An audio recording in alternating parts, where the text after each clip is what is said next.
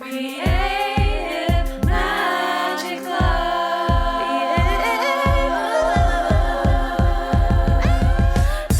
What's up? This is Sarah Mack and welcome to Creative Magic Club. Together, we'll discover inspirational stories of creative entrepreneurs living out their dreams, doing the work they are most passionate about, and building wealth in magical and fun ways. While building a six-figure income as a writer and coach, helping other women to launch their dream businesses, I've connected with so many incredible people and seen it proven again and again that you can thrive financially doing whatever it is you are passionate about. I'm here to share life-changing strategies for mindset, making money, and reaching more people with your work in a business and life filled with creativity, freedom, and fun.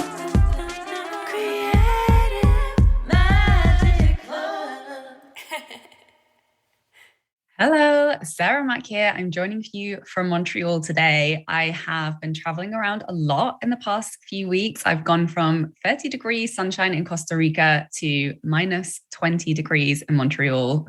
And my body's like, what's going on? But lots of fun adventures, and fun is going to be the focus of the conversation today as I share how I turn self-doubt into magnetism.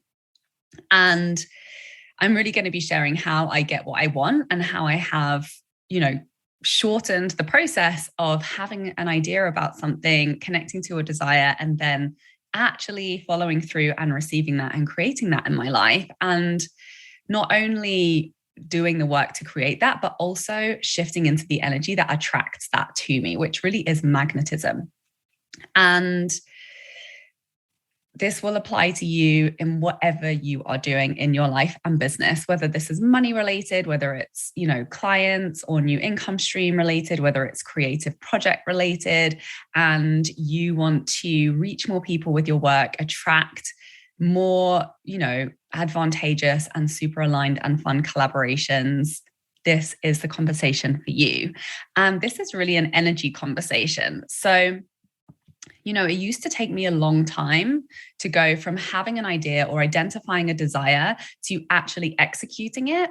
And then also obviously getting to a place where I was executing with successful results in easeful, fun, and magical ways, because that's what magnetism is, right? It's not hustle. It's not push. It's not kill ourselves in the process. It's really getting to a place of flow where things are coming in and meeting us at our desire in really aligned and feel good ways. And over time, I've learned skills to collapse time around that process. And I'm going to share the key pieces of that with you today. So doubt, self-doubt is an energy suck. It's the biggest energy suck of them all, right? And magnetism is what happens when you embody an internal narrative of confidence and self-belief.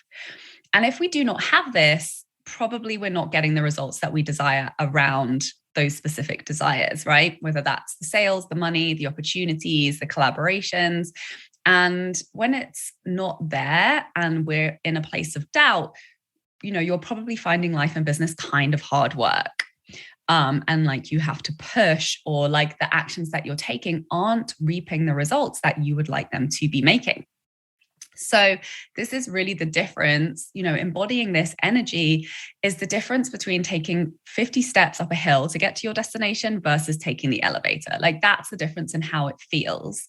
And this is what confidence and magnetism will do for you. So it's such an important skill that is really worth mastering. And I'm going to break it down for you today and share what has been working for me. So number one is really having the attitude of being willing to suck at something and not making it mean anything about you personally. Because, particularly with women, when something isn't working, usually the first conversation we jump to is what's wrong with me. And I do this. I see all of my clients do this. I see all of my friends do this in all of the different areas, whether that is personal life, whether that is health, whether that is wealth related, business related, creativity related. The first line of questioning the self-doubting mind will jump to is, there's something wrong with me. What's wrong with me? And that is the shittiest conversation to be in with ourselves. So Let's take money for an example. Being able to create money on demand is a combination of skill sets. It's understanding sales psychology, it's messaging and communication, it's content creation and visibility and connecting with the right people. It's the delivery of your service or your products to your clients. And this process can be super, super simple or extraordinarily complicated, depending on how you show up to it. So, know that moving towards what you want can feel really not good on many levels. And here's an example that always crops up for me around really not feeling good in the process of, pursuing something that I had a desire around. And that's learning guitar. So I started out with 0 musical skills. I got to grade 1 in violin when I was, 5, came out of my exam crying and never wanted to touch it again because I found it so difficult and it wasn't fun. And so I had 0 skills with guitar or any type of musical instrument when I first started. I had no money for classes. I was a student at the time and doing my master's in Montreal. So my hands really hurt when I tried to play. And the sound was so unsatisfying. And, I didn't have the dexterity in my fingers to play any type of chord arrangement in any kind of rhythm that I could sing along to without it sounding completely rubbish. Totally unsatisfying. I felt not good enough. I felt jealous of other musicians who's, had parents who paid for lessons when they were young and were really good and had all these skills. And had trained their muscles in their hands to have the dexterity to produce beautiful sounds. I felt ashamed of how bad I was, all of these horrible feelings and sensations. However, there were aspects of it that were satisfying. Sometimes I would play a chord well and it would sound nice. The vibration of the instrument felt good. Singing along felt really good, even if I played all the wrong chords sometimes. And, more than anything, it felt good that I was following my desire to express myself musically. I was following an impulse and I was making it happen, no matter how shoddily the results were at that moment in time. That piece felt good. That was the piece that kept me going. And 10 years later, I'm still playing guitar. I'm still not really good at it, but I'm way better than I was. And I experience so much more fulfillment and enjoyment from the results I'm able to create. So there's so much power in starting small. And the only way we're going to get good at something we desire to get good at is being willing to suck at it, being willing to be uncomfortable. And the way that we get through that process is really releasing, making it mean something about us personally, releasing all of those really shitty stories that it means we're not good enough, or there's something wrong with me, or I'm, not as good as other people, or whatever those judgments and comparisons that our mind jumps to. And, it was the same thing for me in business. I've always wanted to be making hundreds of thousands of dollars in my business every month because I know that that's a reality that some people experience. And yet I started my coaching business selling a membership for $25 a month. I think it was even less than that when I first launched it. Then I sold a group program for a few $100s. And then I launched my first high ticket offer at $3,500. And within a few months, of starting my coaching business, I was making 5-figure months, which was huge for me. And so it's so important to recognize, to never underestimate how starting small, even if it can seem minute, can quickly lead to fun results. And admittedly, it's not quickly leading to fun results with my guitar, but thank goodness I pursued it. Even though 10 years have passed, right? If I'd never started small, if I'd never sucked for an extraordinarily long amount of time, then I wouldn't be at the level of satisfaction that I'm at now.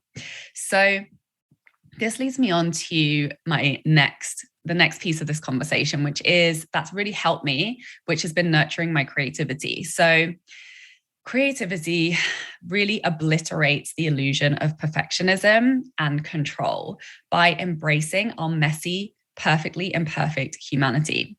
So creativity is messy, it's non-linear, and it makes no sense whatsoever to our thinking mind. So, fostering that in everything that I do collapses the learning curve and makes it way more fun.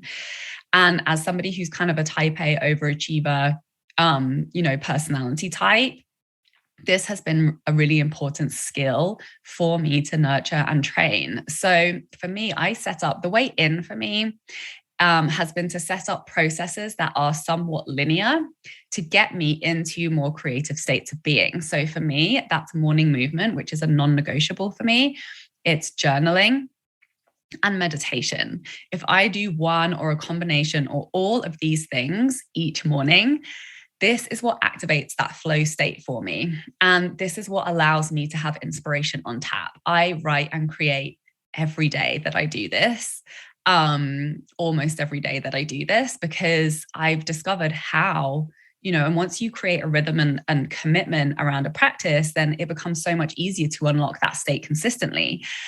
And the other piece of this is really creating space and time to follow through on that inspiration by intentionally scaling back in my schedule and having space to follow through on inspiration. So my initial urge, when I'm learning something new, when I feel out of control, when I'm in fear, when I'm in doubt, is to want to control the situation, is to want to push, work, do all of the things that in my linear mind make me feel logically it will help me to get there faster.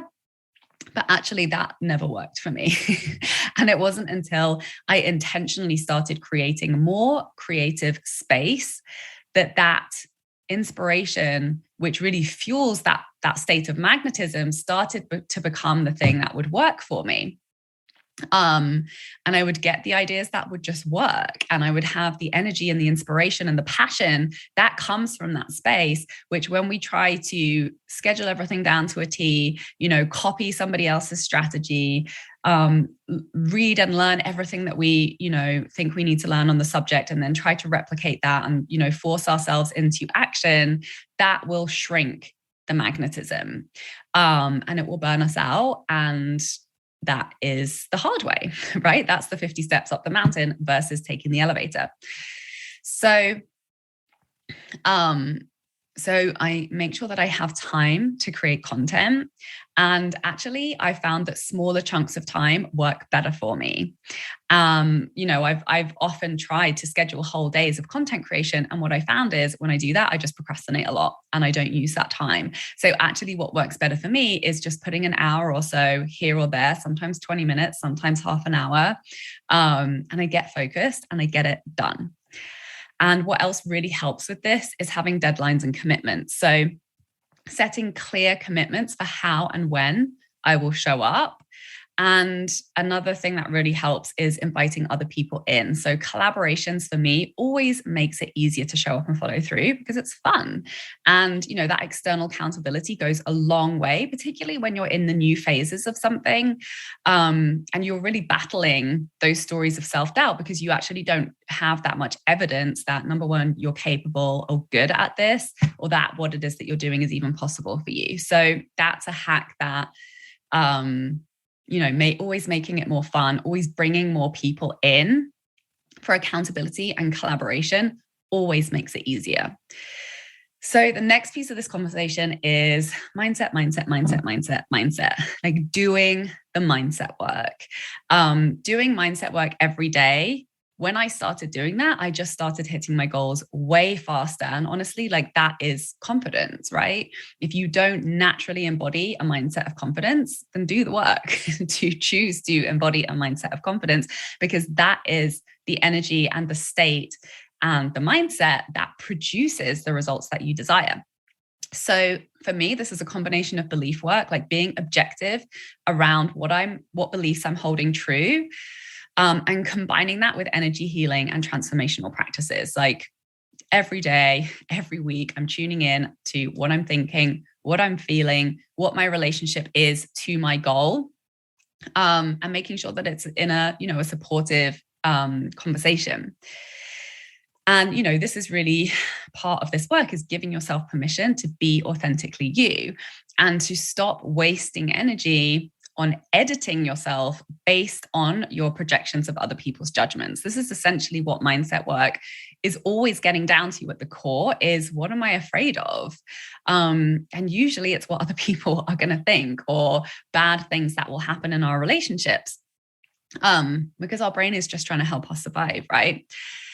And underneath the fear of other people's judgments of ourselves, really what that is our own judgments of ourselves. And whether or not they came from an external source and they are legitimate, by internalizing them and holding them as true, it's not necessary and it's not supportive. So it is required that we do that work to shift that internal dialogue in order to be the person who easily creates the things that we desire. And, the other part of this conversation around mindset is obviously real life challenges can suck our energy if we let them. Bad things happen, challenges, hard things happen. We've all experienced plenty of that over the past couple of years. So, but we always get to check in, like, where am I having a pity party for myself at the moment? Like, what am I focused on that doesn't feel good? What stories am I giving my power away to? Where am I leaking my energy because I'm focused on a story that does not feel good? And stop doing it, get support. Yes, there are things that genuinely challenge us and that, it is also required for us to focus on in order to create change and transformation in a situation. And support is the answer to be able to do that in a way that isn't sucking our energy more than it needs to be. Talk it out with a coach or a therapist or a friend or an internet forum where others are going through something similar, whichever is most applicable in an empowered way that's allowing you to feel seen, heard, and supportive versus, being sucked into a story of drama that just doesn't feel good and continues to perpetuate feelings that don't feel good. Get therapy, which let's face it, every single person on this planet could use at this point in year 3 of a pandemic. Do what you have to do to lighten the burdens of whatever your emotional reality is, in the way that you are capable of responding to whatever is happening in your life at the moment. And, remember that good old fashioned saying, a problem shared is a problem halved. So share away and stop trying to struggle through something on your own. Usually something is hard because we're trying to do it on our own. And we're not inviting in the support that's required to make that thing easier. And confidence really comes from when you feel good. So it's really about doing what you got to do to feel good. So making these self-care and support modalities non-negotiables in your week. And, I really saw that was when things shifted for me, when I committed to my yoga practice, when I committed to therapy, when I committed to, coaching support. Suddenly, the things that were really hard for me to deal with or to navigate, or that usually led to me feeling overwhelmed, were feeling less heavy. And that created more space and energy for that magnetism, for that inspiration, for that action that led to the results that I was desiring to experience. So, even if you're a mom, even if you're super fucking busy, busy is a choice. Our well-being is a choice. And as Marie Forleo says, you've got to get on that no train. And I would also add to that the asking for support train. More often than not, if we feel like we're having a hard time, we have not chosen to create the level of support that is required to have an easier life. And a different choice, even a smaller one, can make a huge difference. Like delegating one daily or weekly chore to another member of your household, like drinking an extra glass of water, like going to bed 30 minutes earlier, like having one therapy session a month. These small differences in choices have a huge accumulative impact. And I have proven that to myself over the last few years. So the next piece of this conversation is all about fun. We get to eradicate imposter syndrome by having so much fun in our life.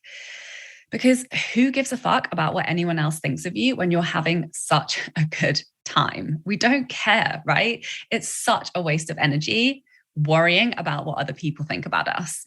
And it's not fun. So if you find yourself doing that, if you find yourself in self-doubt or self-judgment, or not feeling good enough, or imposter syndrome in stepping into that next level of your dreams and your desires, just stop and go and do something fun. Break that pattern, shift that energy. When having fun is the goal, really the rest unfolds like magic, because why do we want to do or experience or receive the thing that we desire in the first place? Because it's going to be fun for us, right? That's the only reason we do anything. So really acknowledging that we get to cultivate that as a strategy. And doing fun things is a non-negotiable and very intentional priority in my life. And that really involves phasing out shit that you don't want to do. And it involves intentionally prioritizing things that you love.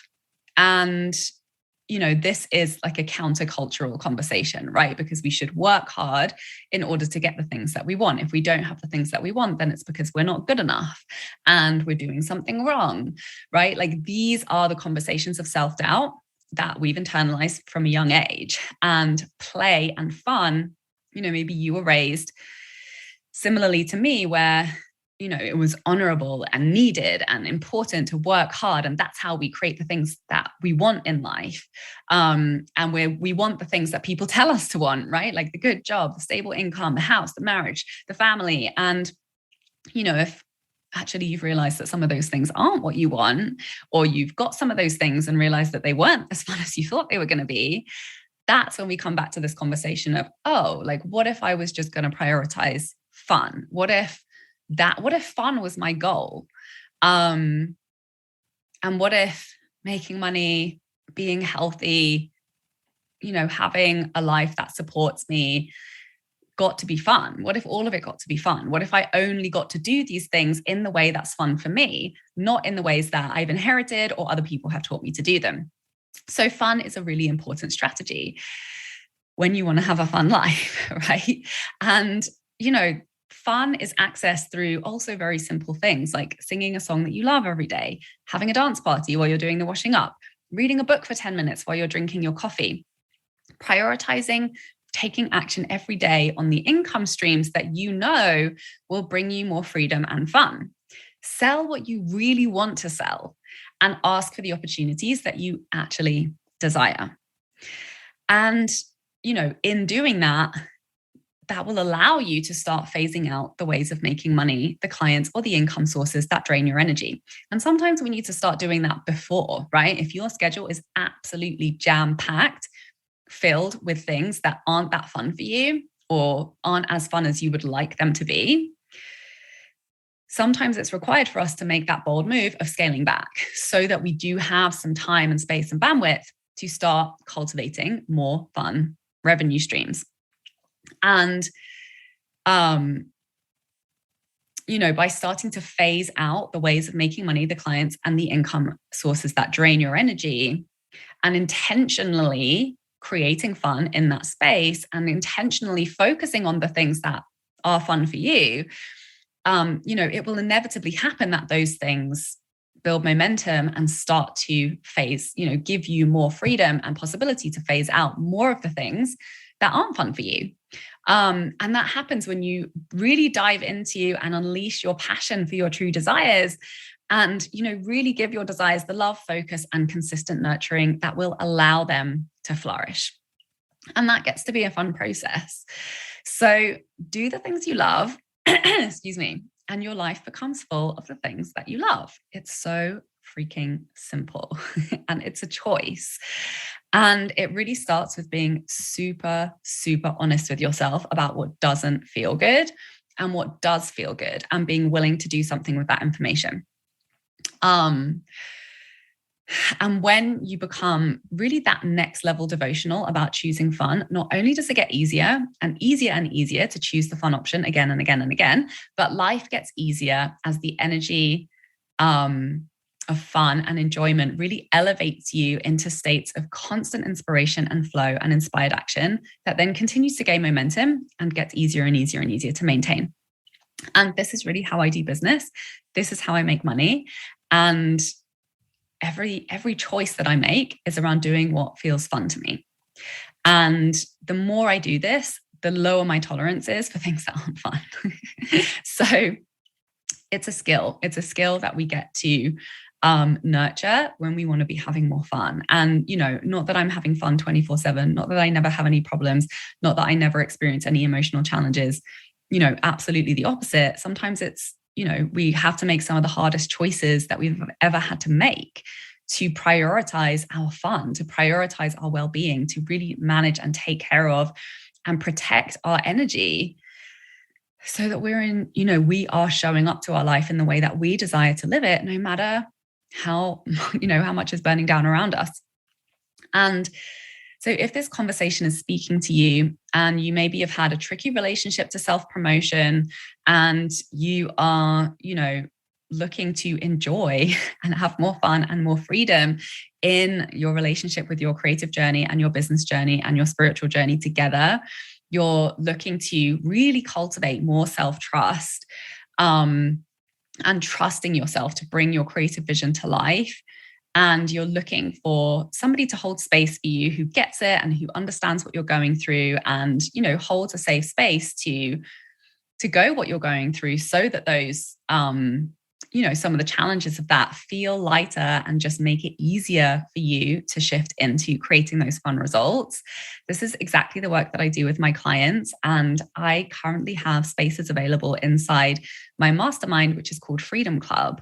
And this is for creative entrepreneurs who want to be consistently committed to their creative work. They want consistent income from their offers, courses, and products. They want confidence, self-belief, and magnetism. They want to be approached by dream collaborations. They want to be magnetizing dream clients that are absolute dreams to work with. And they want to be elevating their presence and recognition for the work that you're doing, so that creating opportunities just gets easier and easier. And this is really the place where we're focused on cultivating that brand power, growing a big engaged audience of people that you absolutely love to connect with, and doing it in a way where you are authentically you. So no more editing based on your projections of others' judgments, obliterating the illusion of perfectionism and really giving yourself permission to be yourself in every moment and in the way that you're showing up online, to really eradicate imposter syndrome by having so much fun in your life and in the work that you're doing. So Freedom Club is the space to build your six-figure creative personal brand. We are all focused on money mindset, intuitive creative business strategy that's fun for you and giving you permission to find your way in to what that looks like and what feels fun to you. And this is about creating and embodying everyday creative fulfillment and money and freedom in life and business. So the types of things that we focus on is sharing your story, having fun in creative storytelling, and building an authentic brand in ways that you love to express yourself in. And in doing that, magnetizing aligned collaborations, clients, and opportunities, launching creatively fulfilling income streams and digital products that bring you more money and freedom. And this is really for creatives and artist entrepreneurs who desire to have a six-figure income in their passion work as artists, coaches, and healers. I'm absolutely obsessed with the work that we do. It's so much fun. And I would love to welcome you in. If this is speaking to you, please go to withsarahmac.com under the Work With Me tab.